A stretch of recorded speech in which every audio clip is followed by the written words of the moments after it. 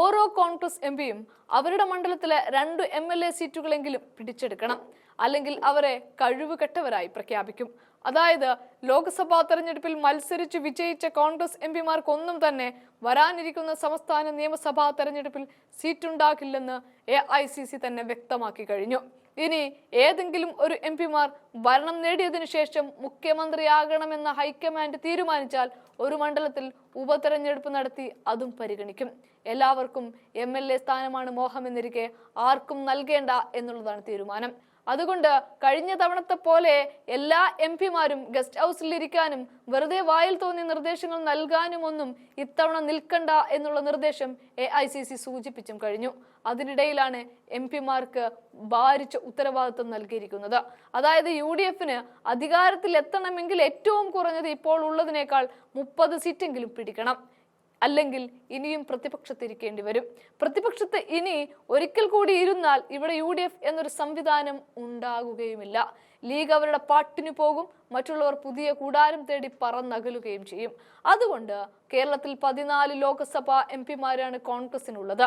ഓരോരുത്തരും ഏറ്റവും കുറഞ്ഞത് 2 സീറ്റെങ്കിലും കൂടുതൽ പിടിക്കണം. അതിനുവേണ്ടി രാവും പകലും പണിയെടുക്കണം. 14 MPമാർ അവരുടെ മണ്ഡലത്തിൽപ്പെടുന്ന 7 നിയമസഭാ മണ്ഡലങ്ങളിൽ UDF തോറ്റുപോയ 2 മണ്ഡലങ്ങളും എങ്കിലും പിടിച്ചെടുത്ത് നിയമസഭയിലേക്ക് എത്തിക്കണം.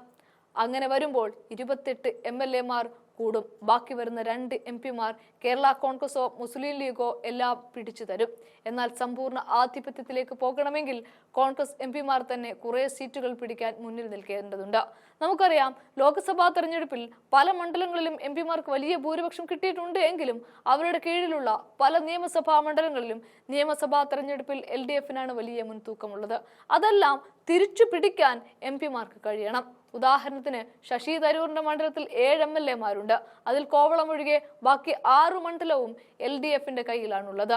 എന്നാൽ പാർട്ടി നിർദ്ദേശം അനുസരിച്ച് കുറഞ്ഞത് 3 സീറ്റെങ്കിലും തരൂർ ആ മണ്ഡലത്തിൽ നേടണം. അല്ലെങ്കിൽ തരൂരിന് പാർട്ടി ശാസനം ഉണ്ടാകും. ഒരാളുടെ കഥയല്ല ഈ പറഞ്ഞത്, എല്ലാ MPമാർക്കും അങ്ങനെയാണ്. എന്ന് മാത്രമല്ല, ചുരുങ്ങിയത് 2 സീറ്റെങ്കിലും അവരുടെ മണ്ഡലത്തിൽ പിടിച്ചെടുത്തില്ലെങ്കിൽ ആ MPയെ കഴിവുകെട്ടവൻ എന്ന് വിളിക്കാൻ കോൺഗ്രസ് പാർട്ടിയുടെ പ്രവർത്തകർ തയ്യാറാകും. മോദിയോടുള്ള വിരുദ്ധത കാരണം കേരളത്തിലെ ന്യൂനപക്ഷങ്ങൾ ആളുകളുടെ മുഖം നോക്കാതെ ചിഹ്നത്തിൽ കുത്തി ജയിപ്പിക്കുമ്പോൾ അത് തങ്ങളുടെ ജയം മാത്രമായി തെറ്റിദ്ധരിച്ചു പാർട്ടിക്ക് ഒരു ഗുണവുമില്ലാതെ നടക്കുന്ന MPമാർക്ക് ഏറ്റവും നല്ല ഉത്തരവാദിത്വമാണ് ഏൽപ്പിച്ചു കൊടുക്കുന്നത്. MPമാർക്ക് പാർട്ടി പ്രവർത്തകർ വിലയിടുന്ന തെരഞ്ഞെടുപ്പാണ് വരാൻ പോകുന്നത്. MPമാർക്ക് വോട്ട് നൽകാമെങ്കിൽ ആ വോട്ട് ഒരു MLA സ്ഥാനാർത്ഥിക്ക് എന്തുകൊണ്ട് ജനങ്ങൾ നൽകുന്നില്ല എന്നത് കണ്ടുപിടിക്കേണ്ട ബാധ്യത ഇനി വിജയിച്ച MPമാർക്കാണ്. അതുകൊണ്ട് തന്നെ കഴിവുകെട്ട MP എന്ന പേര് സമ്പാദിക്കുന്നതിന് പകരം കുറഞ്ഞത് 2 സീറ്റെങ്കിലും ജയിപ്പിച്ചെടുക്കാൻ കോൺഗ്രസിന്റെ MPമാർ തയ്യാറാവേണ്ടി വരും. അങ്ങനെ മേലനങ്ങി പണിയെടുക്കുന്ന നിയമസഭാ തെരഞ്ഞെടുപ്പാണ് കോൺഗ്രസ് MPമാർക്ക് കേരളത്തിൽ വരാൻ പോകുന്നത്.